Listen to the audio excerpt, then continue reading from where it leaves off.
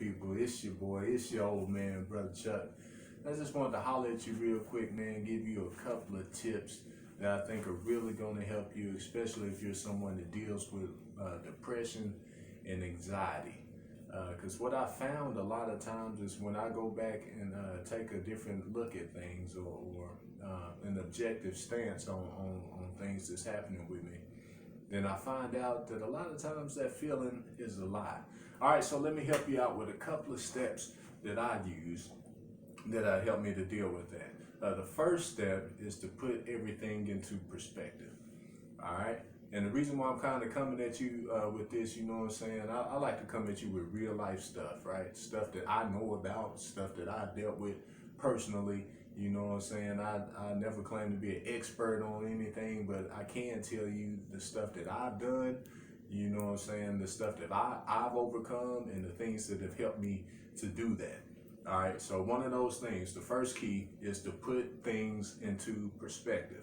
All right, so I had that funky feeling on me on Monday for whatever reason, you know what I'm saying. Monday morning, I woke up feeling a little down. Some people say, oh, it's Monday, but you know, I don't believe in that. I don't buy into that mess, man. You know what I'm saying? I feel just as good most Mondays as I do on a Friday or Saturday. So, you know, I'm not into that. But for whatever reason, this Monday, I wake up and I'm feeling kind of down. And I'm like, man, what's going on? I don't know what's going on. Why am I feeling this way? So what do? First step is I put things into perspective. I went back and I took inventory of my weekend to see what may have been contributing to this feeling. All right, so I looked at it. I was like, okay, I went and worked out like I was supposed to, okay? I did struggle with my diet a little bit, you know what I'm saying? That could be it, but, you know, it's no reason for me to be, you know, feeling like I'm feeling, right? Let's see, I spent time with my kids, got to spend some extra time with quality time with the church family, you know what I'm saying? We had a little church picnic on Saturday, and also I got up and I went to church Sunday morning, so I got to spend time with them. Definitely got some QTM with the wife, you know what I'm saying? So, you know, shoot, my bills paid, you know, got a roof over my head, clothes on my back, shoes on my feet, food in my mouth, you know what I'm saying? Good job, you know, so I'm straight, you know what I'm saying? So I did have a few situations last week that I probably didn't deal with quite the way that I think that I should have dealt with them. And by that I mean, like, I didn't respond in those situations the way I feel like would have been the best possible responses. So, okay, out of that whole inventory I just took, everything is pretty good. It's just a couple of things, a couple of little areas that I feel like I needed to tighten up in, right? So I found out that little depression feeling is, you know what I'm saying, is not real. And sometimes people that deal with depression, you can create or make those situations bigger than what they actually are in your mind, right? And when you make them bigger than what they actually are, that's what really brings that kind of that down, that pulling down type of feeling, right? So that's why it's so important to take that first step and really go put things into perspective, right? And take a look at it and be like, okay, this is this, this is this, this is this, this is this, and qualify it. Be like, okay, I really don't have a reason to be feeling this way, right? Okay, and see, what you find is that most of those things that you didn't like that happened, that are in your control, guess what? They're fixable. They're in your control. You can go back and you can fix these things. Maybe you can't go back to that exact situation, right, and fix that. And that's step two. I kind of just rolled into it. Fix what's fixable. Control what's in your control.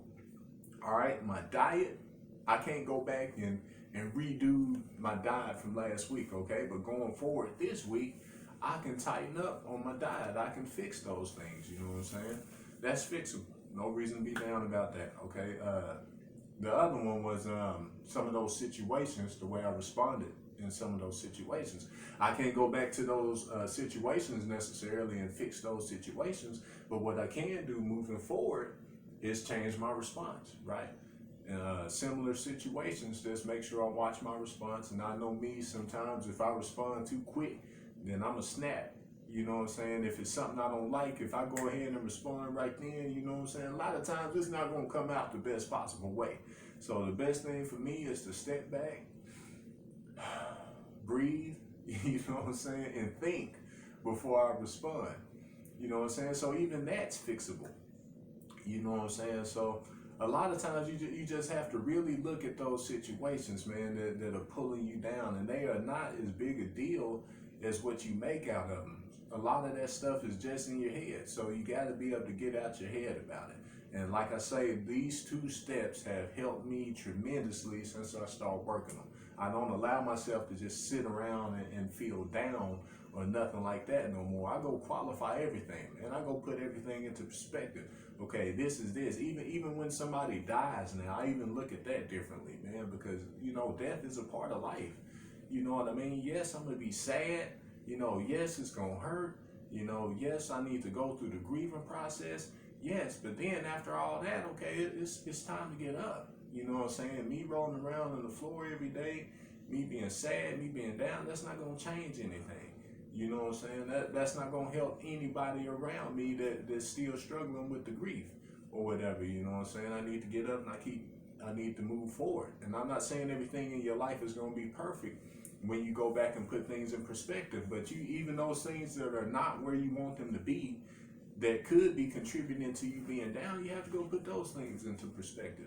You know what I'm saying? You got family members sick. You have to go put those into perspective. What are you going being down? How is that going to help them? Right? If anything, they need to be seeing you upbeat. They need to be seeing you positive. They need to be seeing you keep going. And most of them don't want you worrying about them like that. You know what I'm saying? Because that makes them feel even worse. If they know that you just so worried that you can't go on with what you need to do. All right, so definitely keep everything in perspective, and then you control what's in your power to control. All right, it's your boy, man. I'm finna go get me one in. I hope you somewhere getting you one in too. It's your boy. Holla.